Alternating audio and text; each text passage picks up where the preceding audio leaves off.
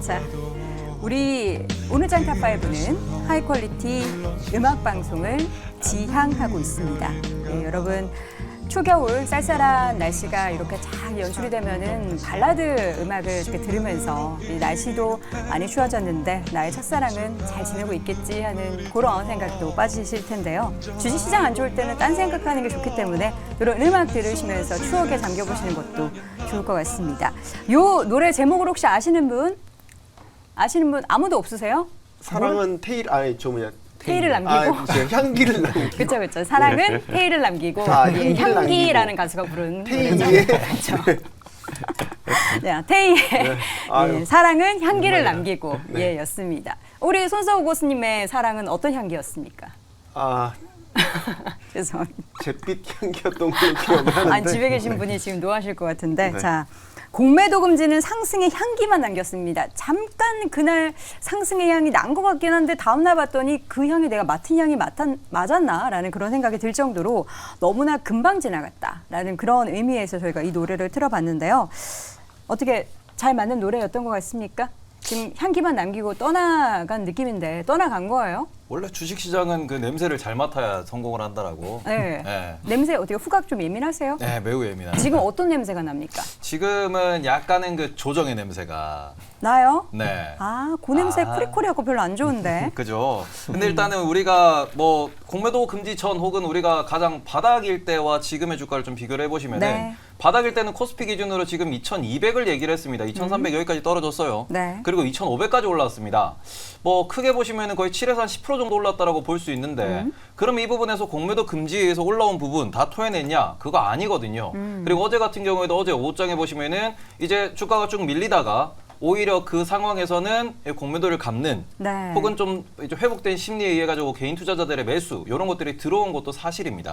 그래서 이런 걸 놓고 보시면은 일단 공매도 금지가 뭐 월요일 기준에서 급등을 만들어냈고요. 그리고 그때 공매도가 모두 다 청산됐냐라고 하면은 그거 아니거든요.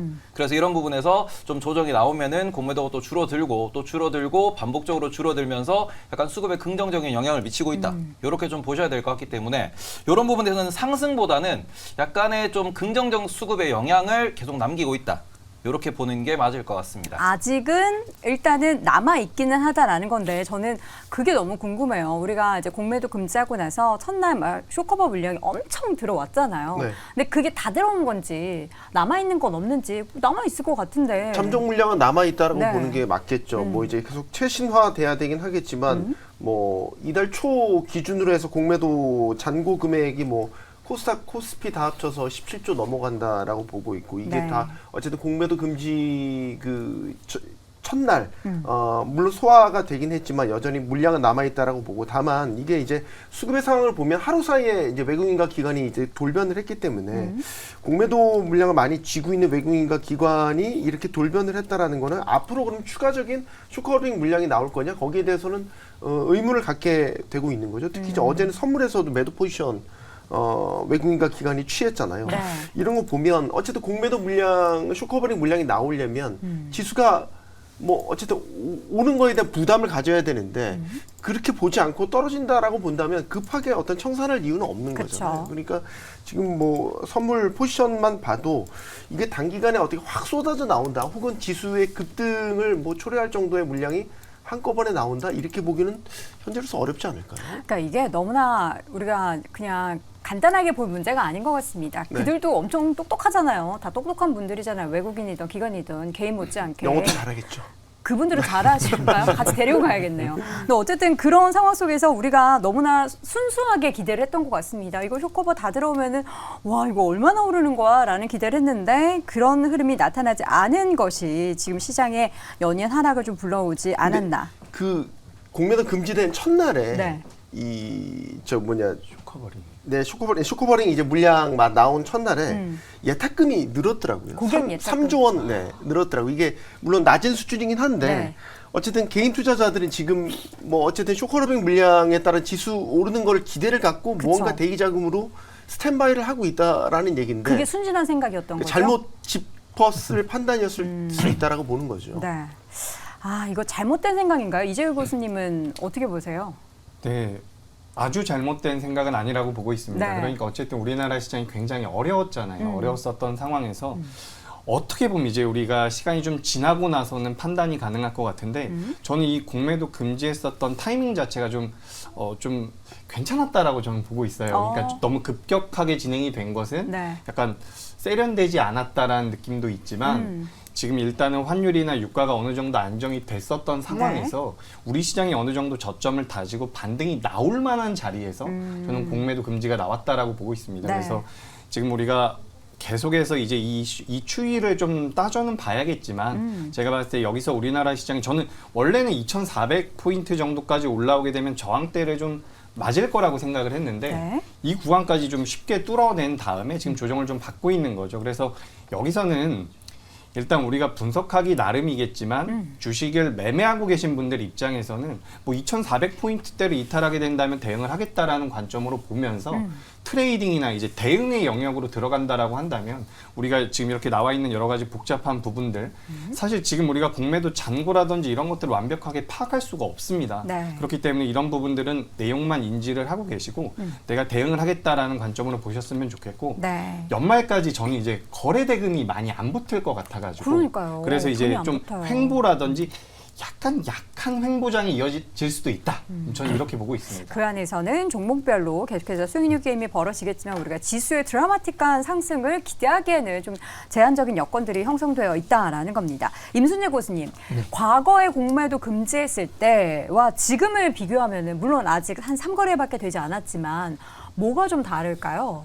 일단 뭐 과거에 공매도를 이제 세 차례 했고 이번에 이제 네 네. 번째로 이제 하고 되는데 기존에 이제 세 차례는 금융 이슈, 그러니까 글로벌 이슈가 이제 불거지면서 국내뿐만 아니라 이제 해외 같은 증시에서도 공매도 금지가 이제 했다라는 겁니다. 그렇지만 이번 같은 경우는 뭐 특별한 이슈 없이 국내적인 이슈만으로 이제 공매도를 했다라는 게 어떻게 보면 이제 외국인 투자자 입장에서는 상당히 지금 부정적으로 영향을 미칠 수밖에 없을 것이다라고 생각을 하고 있습니다. 만약 이런 제도 개선을 하기 위해서 과연 공매도를 전면적으로 금지를 다 시켰어야 되느냐라는 그런 이제 뭐 이견들이 나올 수밖에 없는 그런 상황이다라고 보시면 될 것 같고요. 특히 이제 외국인 입장에서 보면 외국인 특히 이제 뭐 장기 펀드들 같은 경우도 있지만 헤지 펀드나 아니면 단기적으로 자금을 운영하는 그런 펀드들도 국내에 많이 들어와 있습니다. 이런 경우에 가장 많이 하는 전략이 이제 롱숏 전략이다라고 해서 어떤 특정 종목을 매수를 하고 특정 종목을 매도하는 형태로 해서 이제 수익률을 확정짓는 경우들이 많은데 이렇게 공매도를 금지시킨다라고 하게 되면 롱숏을 해야 되는 펀드 입장에서 보면 할 수가 없게 되는 거고요. 그러다 보면 그 자금들은 일단 국내에서 빠져나간다라고 보시는 게 더 맞지 않을까 싶습니다. 네. 첫째 날은 그런 이제 첫 번째 이슈가 있기 때문에 홍콩계 자금만 일단 빠져나갔다라고 이제 보여지고 있는데요.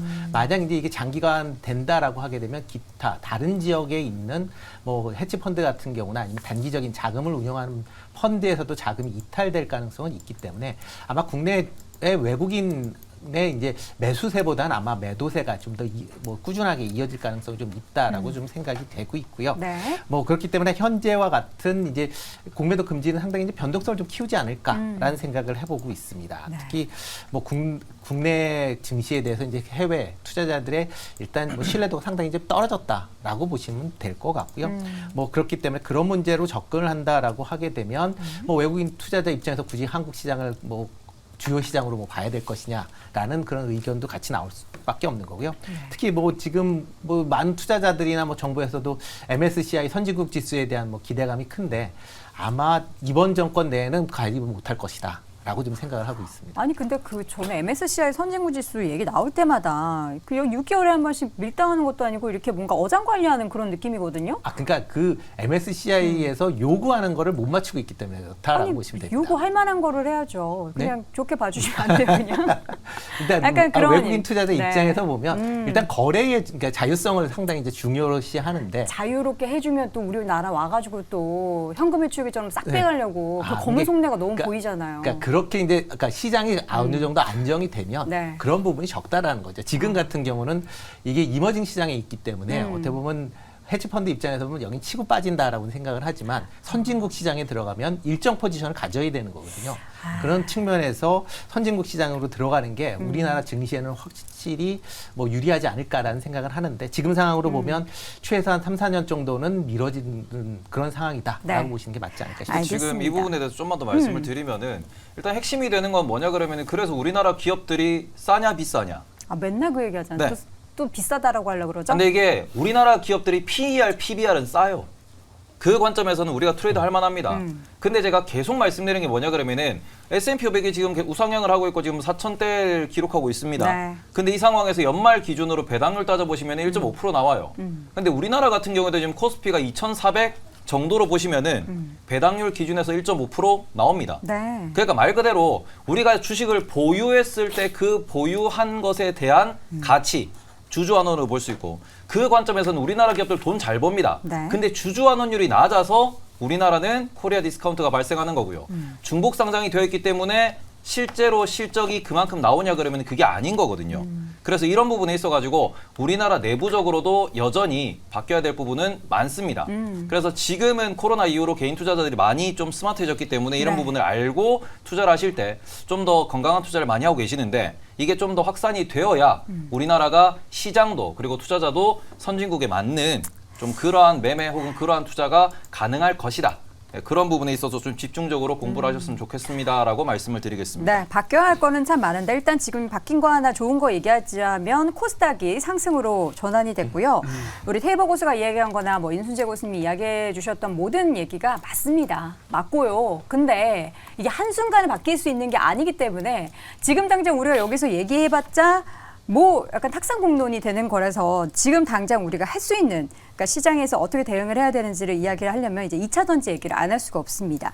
갭을 아주 살짝 메꾸긴 했어요. 근데 상승분을 거의 뭐 반 정도 반납한 그런 종목도 있고 급등한 이후에 급락 그리고 오늘장에서도 이제 어제 에코프로 그룹주는 실적 발표 이후에 주가가 더 밀리고 있습니다.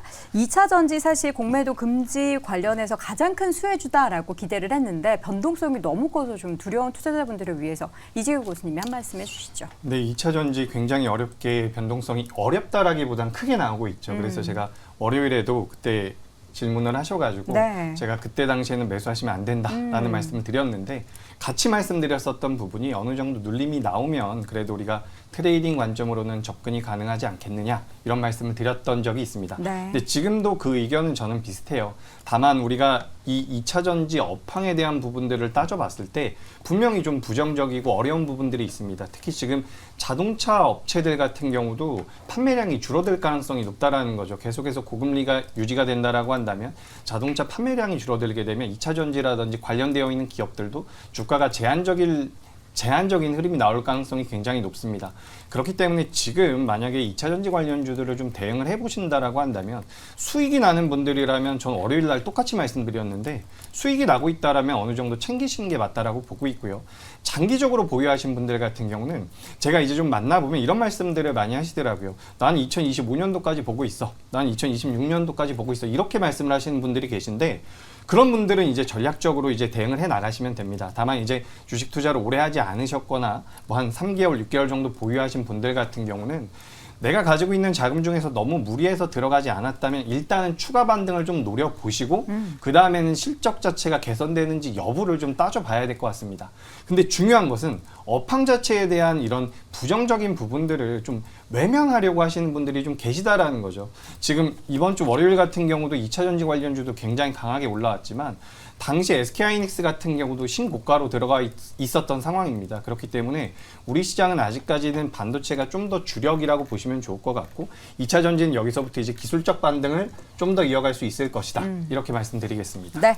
제가 배터리 오족으로서 그러지 마요. 아이고, 저희 시청- 둥글게 아이, 사세요. 저희 시청자분들이 계속 그러시더라고요. 배터리 오족이라고. 아니 근데 그러니까 물론 객관적인 이야기를 하는 건 좋아요. 근데 그것에 반대로 객관적이지 않은 주관적인 게 맞는 시장도 있는 거예요. 그렇기 때문에 네. 저는 그러니까 말 그대로 밸류에이션 측면에서 말씀을 드리면은 네. 이제 5조, 10조가 넘어가는 기업들 같은 경우에는 국내 시장에서도 혹은 글로벌 시장에서도 덩치가 크다라고 볼 수 있습니다. 네. 그러니까 이게 뭐 몇백억, 몇천억 하는 기업들 같은 경우에는 이게 변동성이 매우 클 수도 있고 그런 것에 있어가지고 성장성도 매우 좀 크게 발휘할 수 있습니다.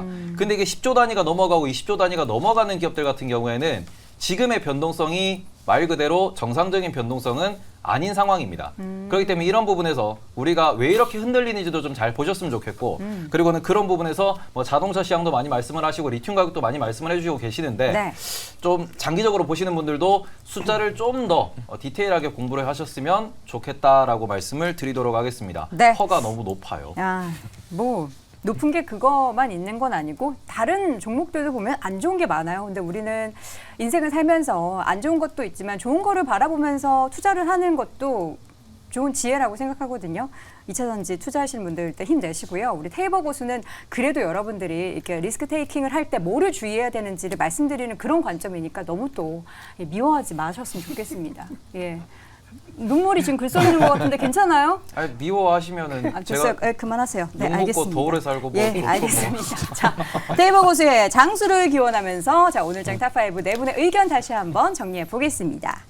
자, 임순재 고수의 의견입니다. 공매도는 소탐대실 정책이다. 손석우 고수는 쇼커버링 효과 기대는 내려놓자. 이재규 고수는 극심한 변동성 이후에 상승하면서 물음표를 같이 붙였고요. 테이버 고수는 아직 쇼커버는 남아있다라고 의견을 남겼습니다.